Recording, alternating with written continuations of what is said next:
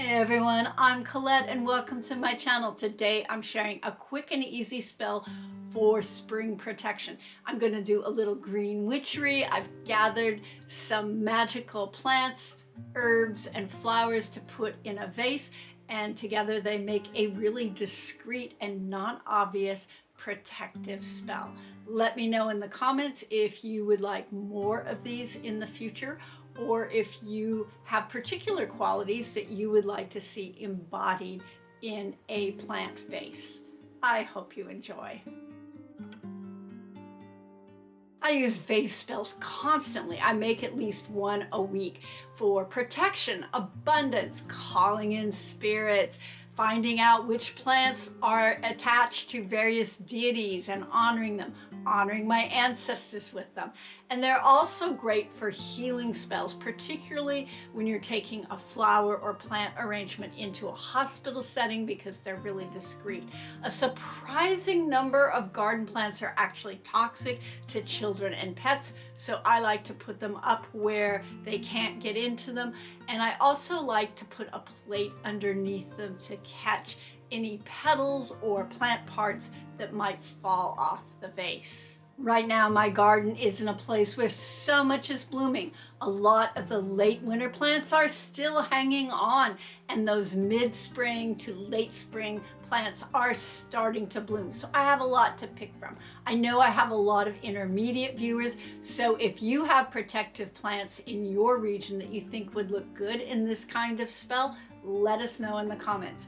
I also like to incorporate color magic into my spells, and so the colors that I prefer for spring are white, pale yellow, maybe a little gold or orange, a little blue, a little lavender, and some pale purples. Really, almost all spring flowers are protective because they need to be tough to survive. And so the first one I want to share from my spell is lilac. This is a strongly protective plant, but I am going to share some substitutions for it because its bloom season is pretty short. And I use the purple one. I've even dried some of the flowers to use in protective incenses and protective sprays. And if I had enough, which I never have enough lilacs, I would also make a cordial as an offering just for the spirit world, not for consumption. In the northeastern area of the United States, they were planted along driveways and near the house in order to protect the home. Lilac's fragrance is associated with enhancing intuitive awareness, and I feel like the more that I can be intuitively aware of what's going on around me, the more likely I am to spot problematic energies before they become a big deal. If it's too early for lilacs, you can use blue hyacinths, and its fragrance is very strong and spreads throughout the house, which I appreciate the reminder that I have that protection up. It's slightly less protective than lilac, I feel, but it does add a boost to this kind of spell. And people did actually carry them for protection, or they planted hyacinth bulbs near windows in order to protect the home. I actually don't know for sure where that particular tradition comes from. I'm more familiar with sort of the Greek versions of magic of this plant, which includes spring and renewal. If it's too late for hyacinths but too early for lilacs, there's a plant that blooms usually in between those two called woodland hyacinth or Spanish bluebells. And my take on this really is just personal gnosis. It's mostly magically used for resilience, which of course is a good thing in protective spells in general. And all spring bulbs are somewhat protective, but this plant is so tenacious to the point of being almost invasive in some areas that I just feel like it's a very strong plant and worthwhile having in a protection spell. I use it in protective vases, but that's just me. Check it out yourself and see what you think. The next one I use as a substitution for lilacs is daffodils. They bloom a pretty long time and they're great for resilience and they're strongly protective. I also find that if you plant jonquils, which is kind of a smaller version, they bloom a little bit later than daffodils, so you can pull those in if you need to. The next plant I'm sharing, I'm not going to offer a substitute for because its bloom season is so long. Depending on where you live, it can bloom all the way from late winter all the way through the entire spring season, and that plant is Hellebore. Hellebore is strongly associated with witches. It's a very slightly baneful plant and is sometimes used in baneful spells, and it's a real badass when it comes to protection.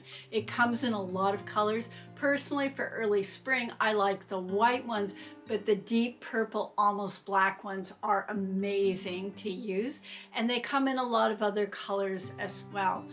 It's native in many parts of Europe and will take part to full shade. You've got to love a magical plant or herb that will actually take shade, especially if you live in an urban area. Hellebore has a very long history of being used as protection against malicious spirits, being used against curses, and general protection.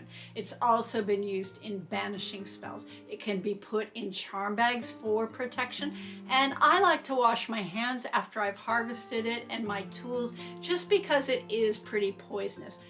I don't worry about this a lot because almost all garden plants are poisonous to some degree to pets or small children.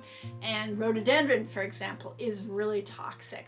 But I am careful about where I put my protective vase and make sure that pets and children can't get into it.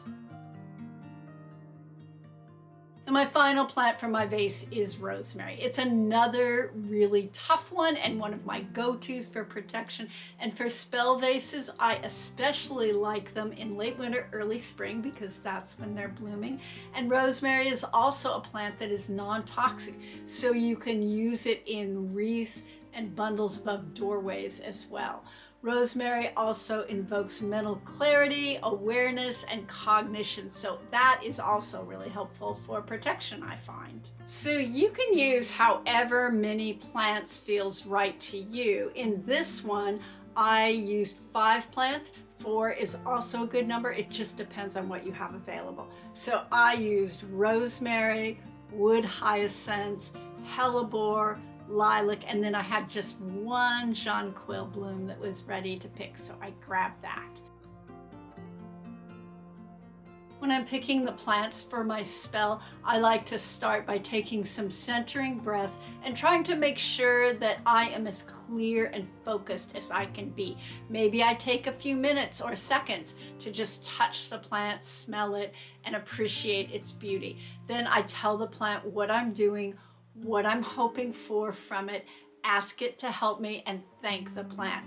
And a lot of us are really self-conscious about our voices, but I actually find that just chanting the names of the plants over and over with an occasional thank you thrown in there is really helpful. Years ago, I figured out that if I added just a little bit of tonality or a simple tune to that chanting of the names and asking for help, the plants really liked it. And at this point, I have a few very simple chants and tunes that I use that are different for each plant.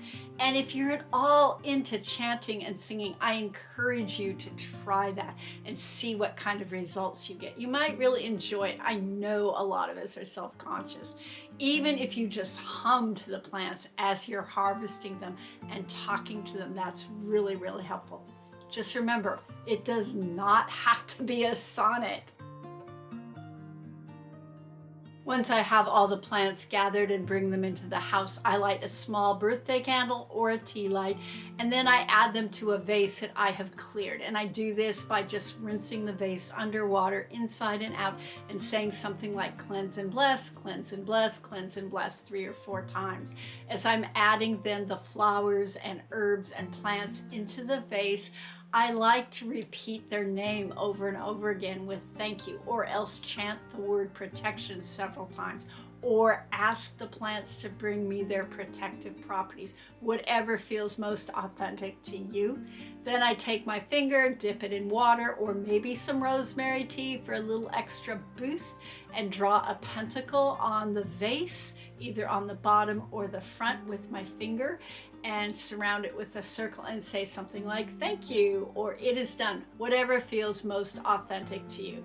And then I do my best to keep the vase as filled with water as I can, because after you pick them, spring flowers especially will take up an incredible amount of water, and then when the flowers start to fade, I return them to the earth or compost them, and again thank them for the work they did for me. Let me know in the comments if you have ideas for spell vases, or if you have protective plants that you particularly like that you think would be good for this kind of spell. I do still have a few more spots left in my online Foundations of Witchcraft course, and that link will be in the description. I also have a few weeks more in my Patreon promo, and just FYI, my Patreons get discounts on any of my online courses. And I do also have a newsletter where I share seasonal tips, moon phase tips, and general magical tips. That is all linked in the description. And so until next time, stay safe and be well, friends.